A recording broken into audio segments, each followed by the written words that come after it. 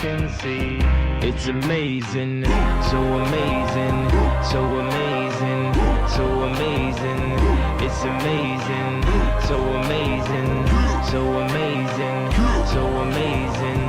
It's amazing.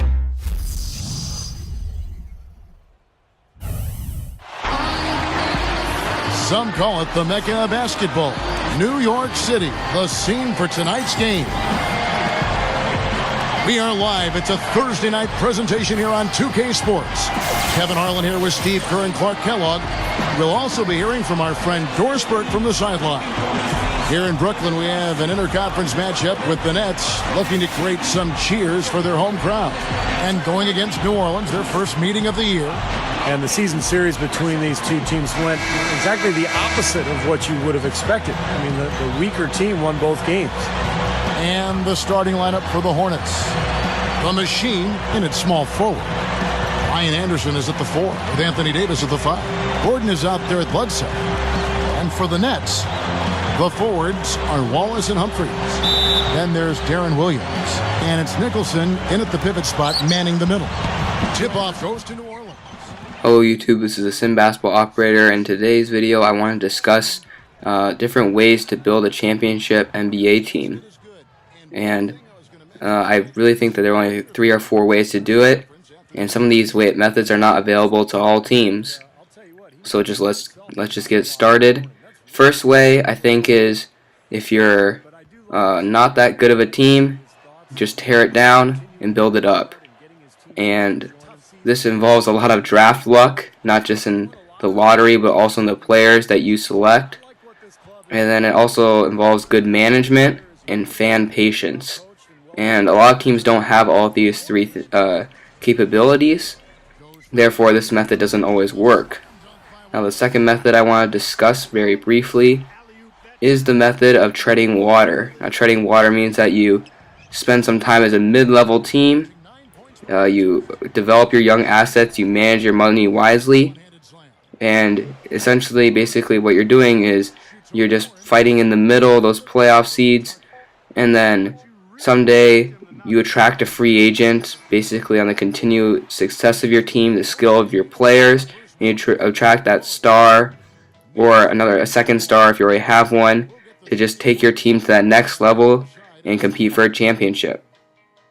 Now the third example, this is only available to mainly big market teams, is just use free agents to build your team. So like Brooklyn, Miami, Chicago, LA, they have the markets to do this. Some teams like Charlotte and Milwaukee, they don't have this luxury. Also you kind of need an owner that's willing to spend over the tax. And you gotta make good signings too, so not like a Rudy Gay signing, which is he's a good player, but he's not worth that much money. And then there's other examples of good players getting overpaid. Monte Ellis was pretty overpaid for a while. You also have guys like DeAndre Jordan, who's a good player, but $10 million a year, he's not really worth it. So players like that. And then just giving some examples of these teams. Now the draft luck, the only team to somewhat successfully pull this off is the Oklahoma City Thunder. The Cavaliers also probably fall in this category. And the treading water, it looks like the Toronto Raptors and the Atlanta Hawks might employ this strategy too. So please give your thoughts on different ways to rebuild a team. Obviously I'm playing the Nets, who are not like in real life where they have that stacked roster from free agent signings. But they are kind of a treading water team in this My Career series. So we are up by 2 at the half, 45-43, and I'll continue my discussion after the break. Now, presented by Sprint. Welcome to the halftime report for this Thursday night.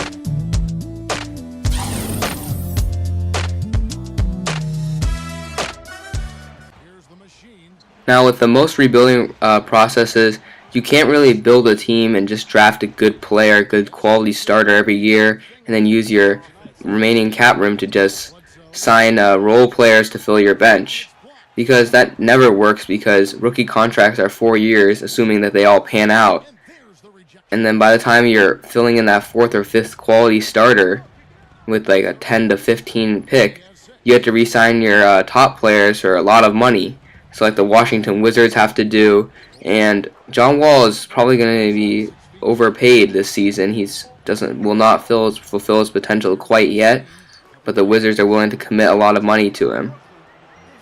So that's just one warning of many that a lot of teams go through in the rebuilding process. And then another thing is the coaches. Coaches change a lot. They switch teams. They have a short leash because the general manager wants to keep his job. And it's kind of disgusting if you think about it, because you hire a nice young promising coach that the fans can get excited about, and then it turns out he's only a transition coach, just the coach to keep the seat warm for the coach that's going to lead them to a title. So the coach that's just not very appealing at all. On the other hand, you have teams where they sign a lot of free agents, and the general manager thinks he makes a great season. The fans and Bleacher Report begin to talk about them and begin to overrate them. And then when the team doesn't do that well, the owner and the general manager are just really willing to cut them, not just admitting that they made some pretty bad decisions. So stuff like that is just what makes the NBA kind of toxic, and why some teams can stay dominant for pretty long, and then with other teams they can stay in the basement really long as well. It works both ways, and that's something that the NBA should work on fixing. The tanking is just terrible, and some fans who are diehard fans realize sometimes that's what it takes to get better in the long term.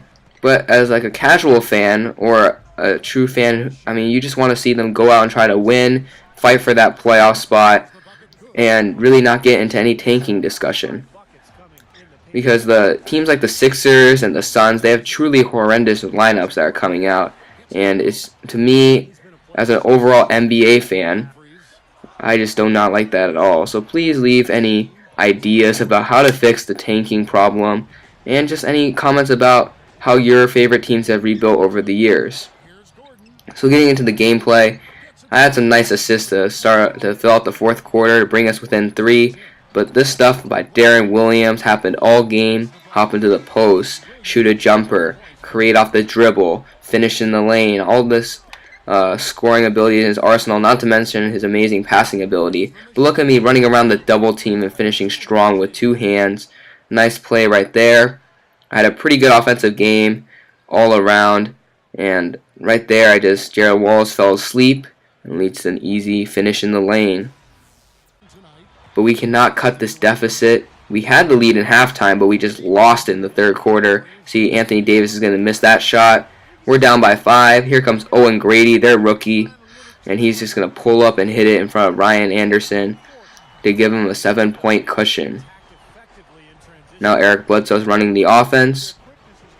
He's dribbling around. He has me open, but he elects to wait until the defense sets up.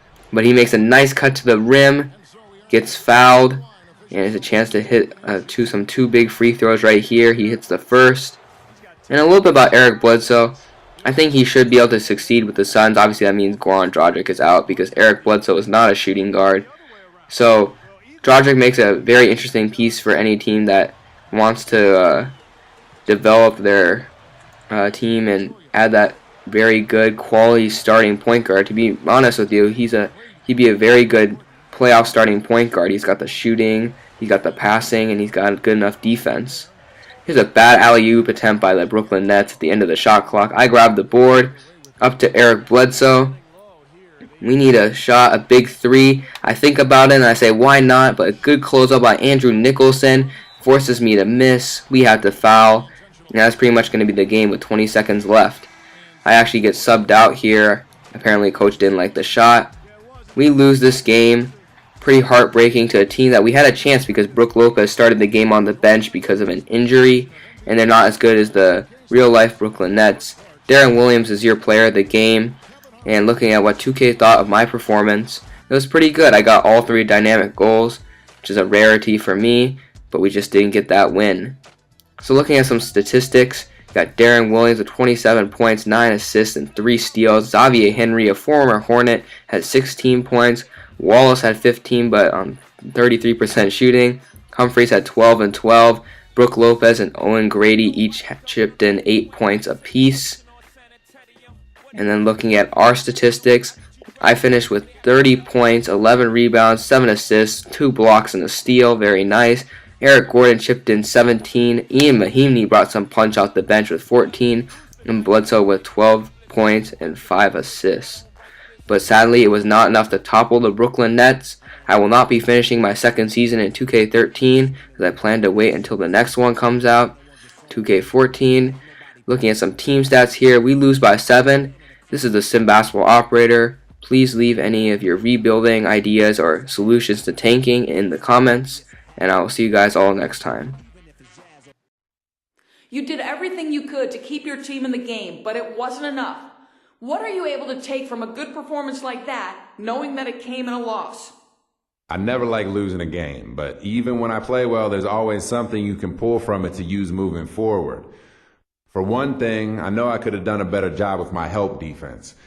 And our defensive unit as a whole wasn't executing the way we're capable of. The good thing, though, is that a loss only serves to fire me up and make me that much more focused the next time we get out there. Feel me?